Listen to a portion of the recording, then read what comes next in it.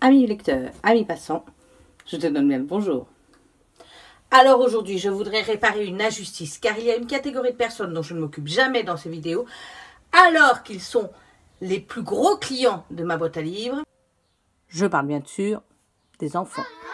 Intéressons-nous à la littérature jeunesse.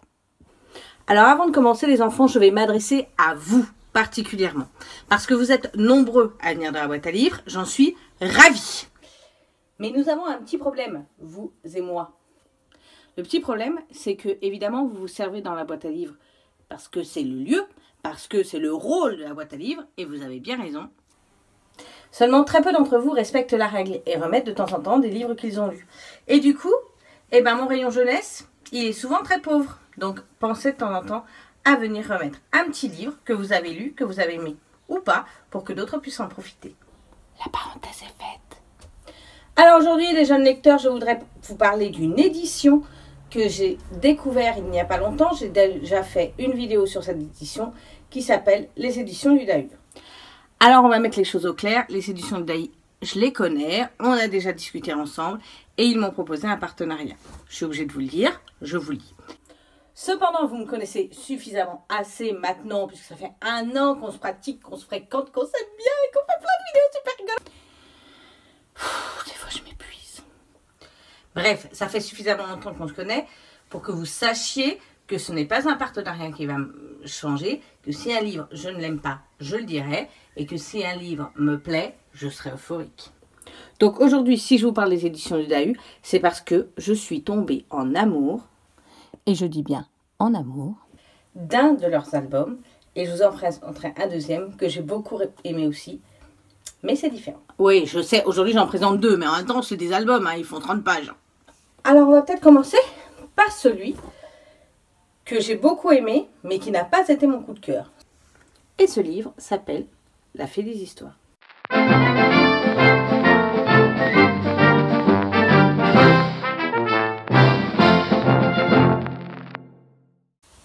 L'histoire c'est simple. La Fée des Histoires, c'est l'histoire de Justine, qui est une petite fille qui a 5 ans et elle adore tous les soirs que sa maman lui raconte des histoires. Vous en connaissez des enfants comme ça? Moi aussi.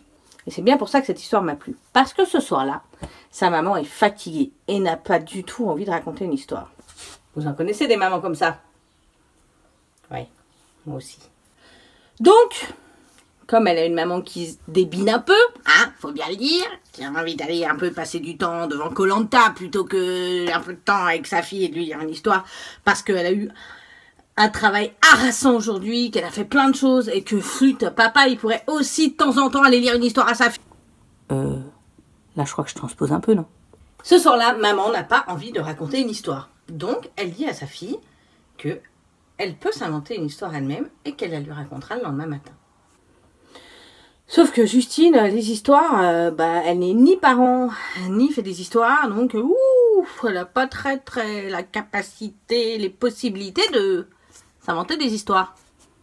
Donc, que va faire Justine? Elle va convoquer la Fée des Histoires pour l'aider à inventer des histoires. Alors, vous l'aurez compris, j'ai adoré cette histoire parce que, évidemment, on transpose, évidemment, quelle est la mère pas parfaite qui se débine le soir pour aller passer un peu de temps devant Koh-Lanta parce que elle est fatiguée et raconte un peu des histoires à son enfant pour qu'il se débrouille tout seul. Et évidemment, cette histoire-là, on l'a tous vécue, nous en tant que parents, nous en tant que mères, les soirs où on n'a pas envie de raconter des histoires.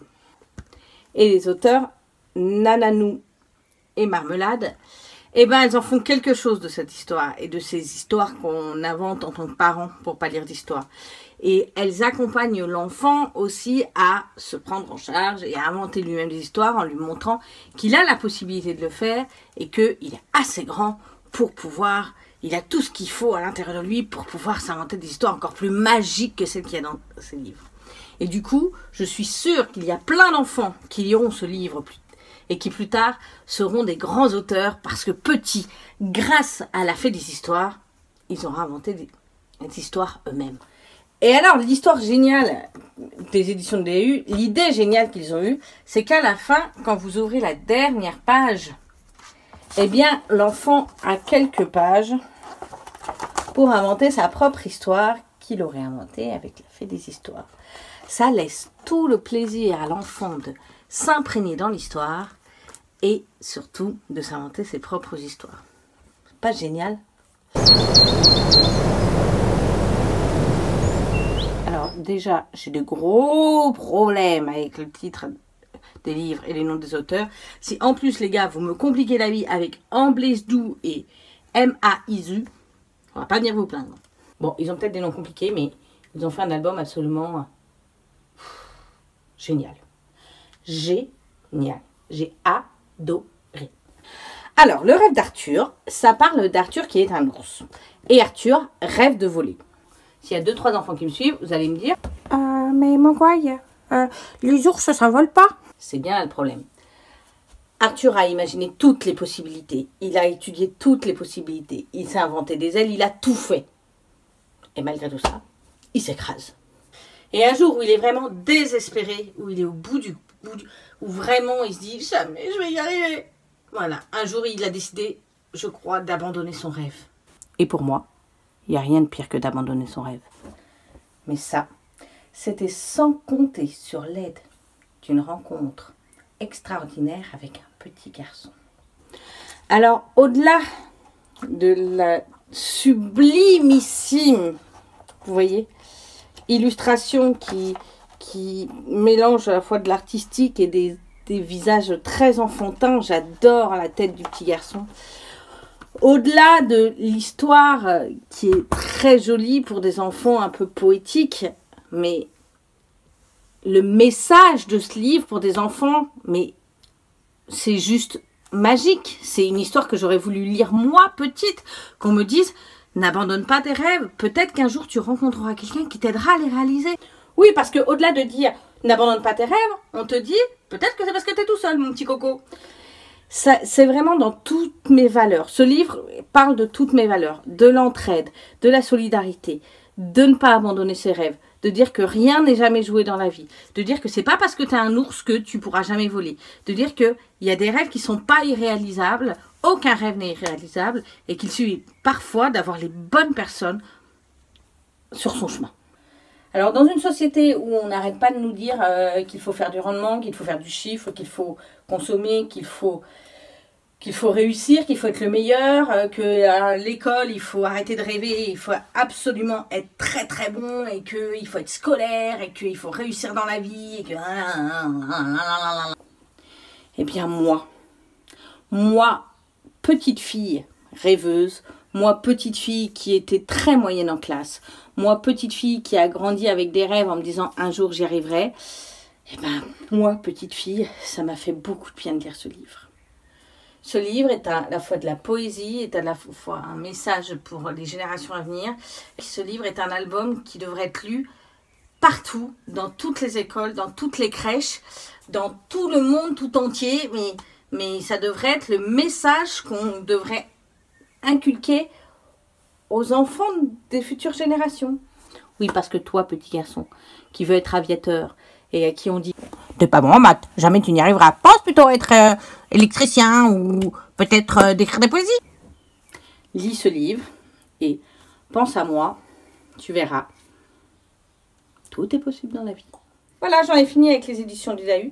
C'est une édition que, sincèrement, je découvre avec bonheur et je trouve que c'est une édition qui a toujours des livres très magiques et qui diffusent des valeurs que j'aime, qui ne racontent pas que des histoires aux enfants, mais chaque livre que je lis de cette édition, à chaque fois que j'en découvre un, à chaque fois il y a un petit message qui parle de mes valeurs et de ce que j'aime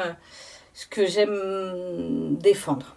C'est pour ça que je vous demande d'être particulièrement attentif à cette maison d'édition, parce que c'est une maison d'édition que j'aime, et en particulier ces deux livres, et en particulier Le Rêve d'Arthur, qui est un livre...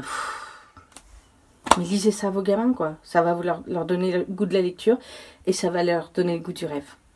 Voilà les petits loups, je vous fais plein de bisous. Et puis, on se retrouve la semaine prochaine avec un livre de mon auteur préféré. Si vous regardez un petit peu dans les vidéos précédentes, vous allez trouver. Je vous fais plein de bisous. Allez, à la semaine prochaine. Salut!